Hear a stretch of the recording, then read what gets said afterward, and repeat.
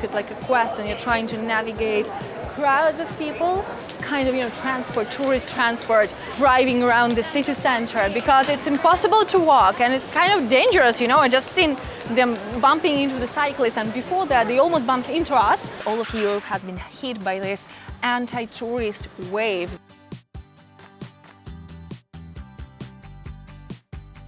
Hey guys, welcome back to my channel and welcome back to Florence. If you were surprised to see me in Florence in the middle of July and seeing nobody around, don't be surprised. I have crossed the river and went to Oltrarno area, which probably is one of my favorite areas of the city. And today I want to show you the difference between the central areas of Florence and the less touristy areas of Florence in peak season, because summer in Florence can be a true hell. I am not kidding you guys, it's been really tough, especially comparing to earlier months of my life here in Florence, in winter and spring. Now it's absolutely unbearable to walk around the city center sometimes, which is tough. However, there are still wonderful areas where you can see a lot of nice things, where you can eat well and drink well and avoid the crowds of people. So today I want to show you this difference and I want to share my best tips on how to explore Florence like a local, even during the highest season when it's absolutely flooded with people. Without further ado guys, don't forget to subscribe to my channel and let's go with me.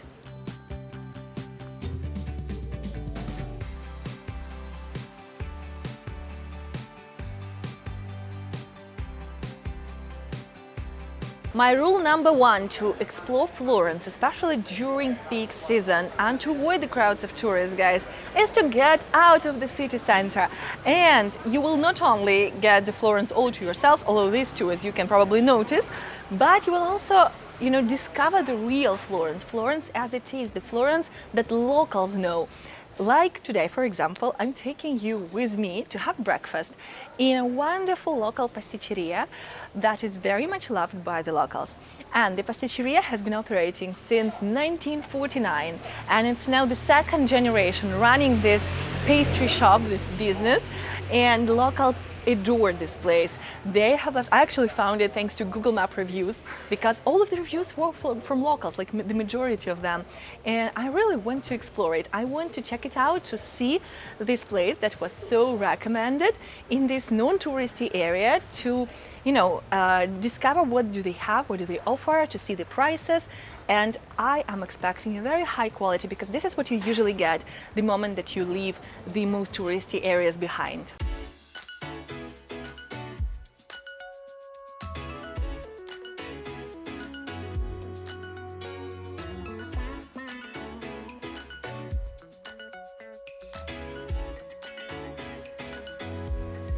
Now guys, I know what you may think. If you are coming to Florence for the first time and maybe you have just 1 or 2 days in Florence, of course you would rather stay in the city center and see all the main landmarks. I totally get it.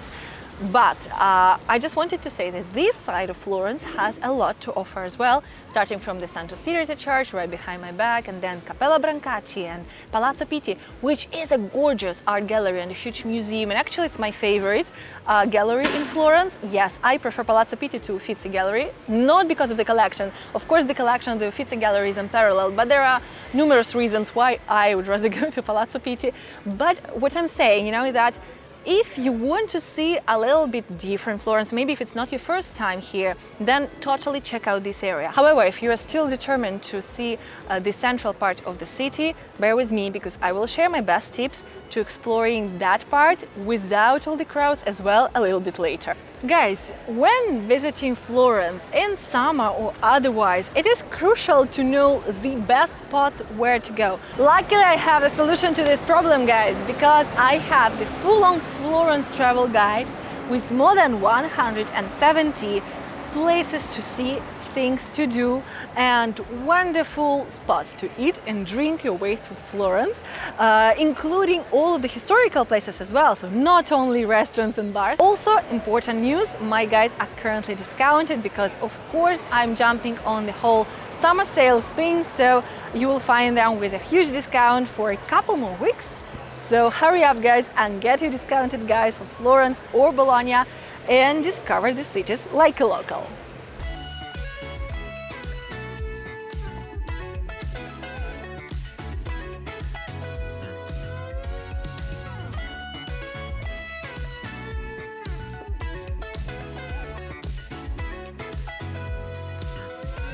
Guys, I can see lots of people actually drawing on this piazza, and how gorgeous is it?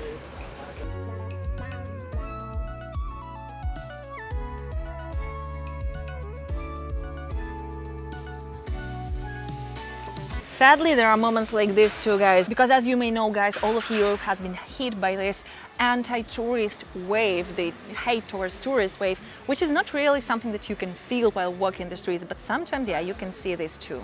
Now, guys, of course, there will be people, you know, like that, sadly, but the majority of people, I wouldn't say that there is any hate towards the tourists or anything. Yeah, the people might be annoyed, especially by the disrespectful tourists, but most of the people are really welcoming and really friendly, especially the people who work in the tourist industry. So if you come to Florence, you will not encounter anybody telling you anything against the tourists. People will be smiling at you and welcoming you, and that's totally normal here. So these cases are more like isolated cases. Don't worry if you're planning to come to Italy or Florence anytime soon.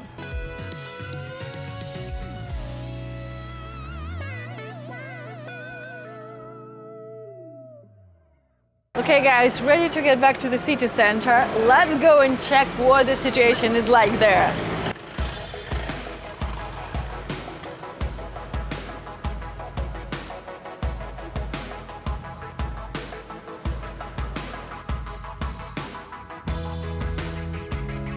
So as promised, my best tips on how to enjoy the city center of Florence even during peak season. My tip number one, do not cross Ponte Vecchio. Enjoy the view of the Ponte Vecchio from another bridge, which makes so much more sense, guys. Here you can see there aren't as many people, you can walk freely, you can take amazing pictures of Ponte Vecchio, of you in front of Ponte Vecchio. And I feel like, you know, it's much better idea instead of just crossing, because when you cross Ponte Vecchio, you actually don't see it, you know, you just see the crowds of people walking in all directions and tons of shops. Then, of course, if you want to check out the shops, fine. But if you are not into the shops that are located there, if you just want to enjoy the bridge, it makes absolutely no sense to go right into the heart of the crowd. It makes much more sense to enjoy it from here.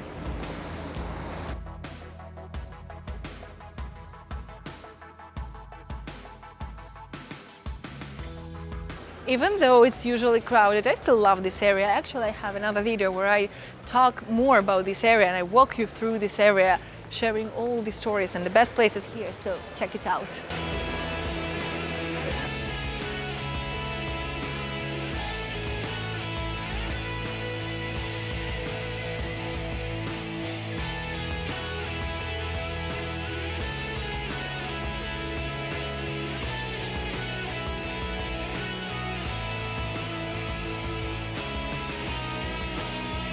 See what I mean, guys? Even getting close to Duomo from the train station is already a difficult task. It's like a quest, and you're trying to navigate crowds of people that are like flowing in the same direction, and it's hard to even move in the opposite direction.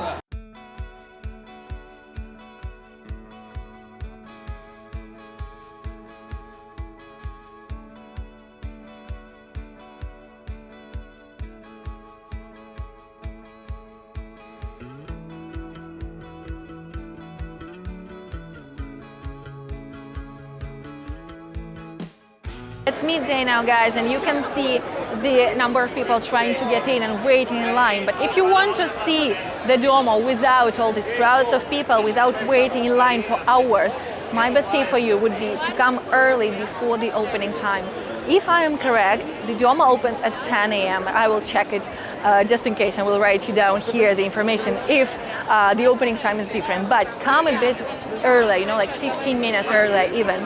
And you will avoid these lines. You will avoid waiting for I don't know how long. You'll just wait maybe like for 15, 20 minutes, and that's it.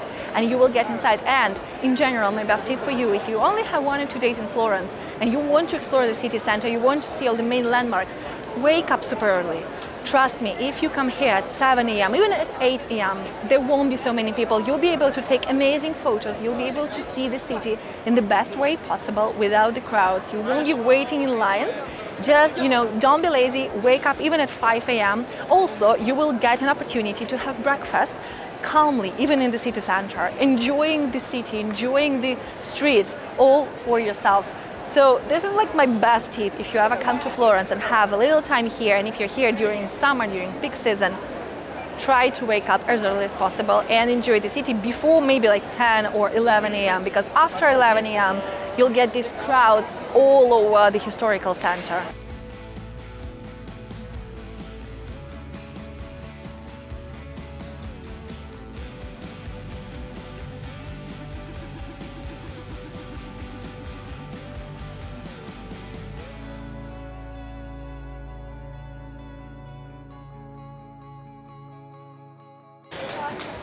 In fact, locals are very angry about these carriages and golf carts and other kind of, transport, tourist transport driving around the city center because it's impossible to walk and it's kind of dangerous, I just seen them bumping into the cyclists, and before that they almost bumped into us because we didn't expect them to turn around right where we stood.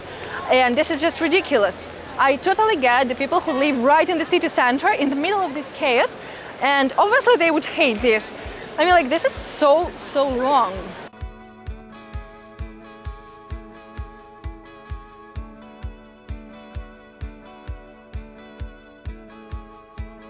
This, guys, is unacceptable. It cannot be happening right in the center of Piazza della Signoria, one of the main piazzas of the city, with all the mess they're creating, and also, just let me tell you, poor horses that are forced to live in these conditions.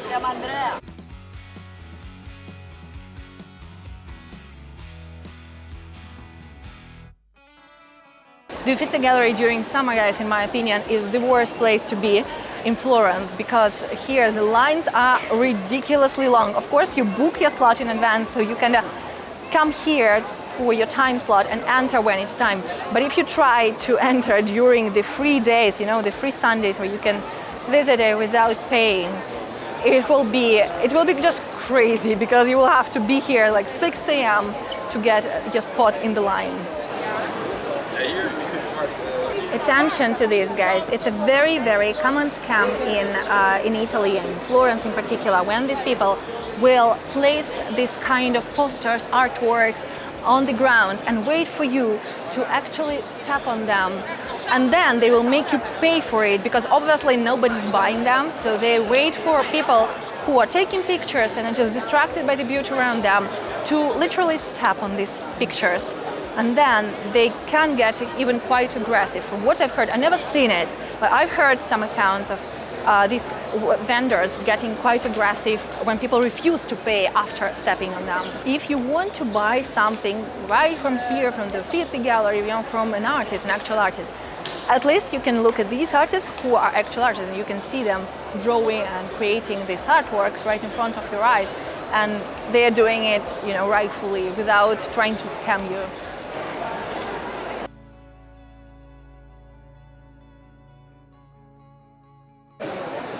I've already shown you where is the best place to take pictures of Ponte Vecchio and where is the best place to enjoy the view of the Ponte Vecchio.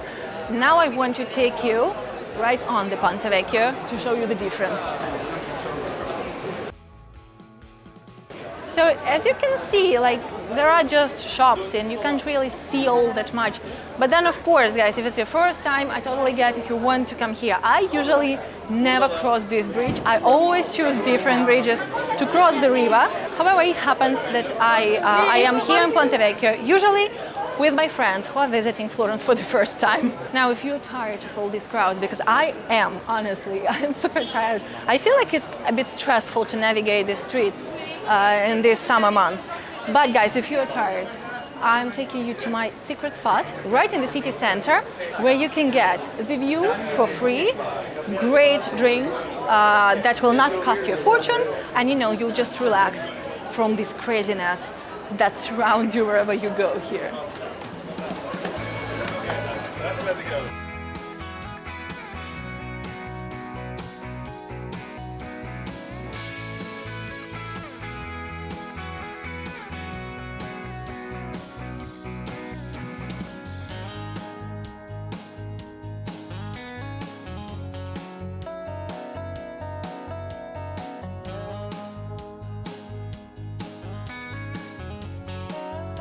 So guys, this is my secret place where you can enjoy the view right in the city center and a glass of wine. This glass of Prosecco, by the way, cost me only $5.50, while normally if you go to a rooftop bar in Florence, you will pay like at least 10 to 12 euros for a glass like this one. So guys, if you want my opinion, this is the ultimate spot to relax a little bit after the chaos of the city center and have a glass of something. You can also have coffee here, which also doesn't cost much. I think coffee here costs like 1.30, 1.50, which is a very good price for Florence.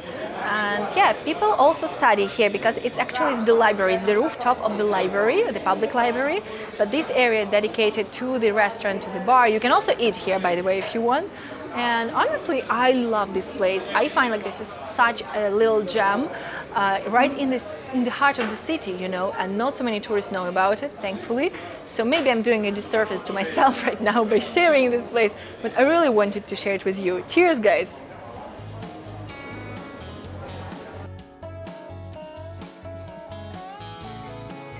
There are tons of nice artisan shops, you know, like workshops on the other side of the city.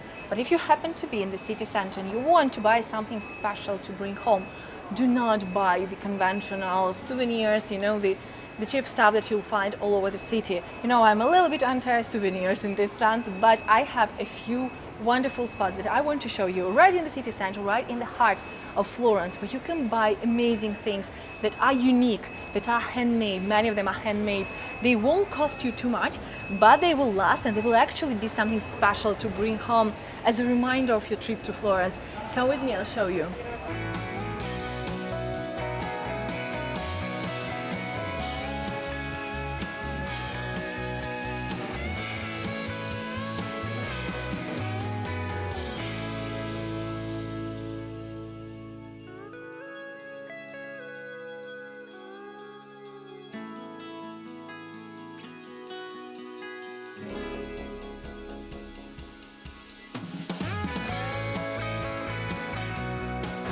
And that's it for today, guys. I hope that you enjoyed this video. I hope that I managed to show you the difference between the two Florences that exist simultaneously during summer months. Also, you know, if you're wondering, after all, whether Florence feels more like heaven or hell during summer, I would say it depends on where you choose to go. However, just a disclaimer, this heat makes it feel more like hell than heaven. And I would personally avoid visiting Florence in the peak months, you know, in summer months, more because of the heat than because of the people. However, if you happen to be here, I hope that I managed to give you a little idea of how to enjoy this city without spoiling it for you amidst all the tourists and the heat and everything. Let me know in the comments if you prefer visiting Italy in summer or in other months. What is your favorite months to visit this country and Florence in particular? And I will see you in the next video. Thank you so much for watching and please enjoy your day.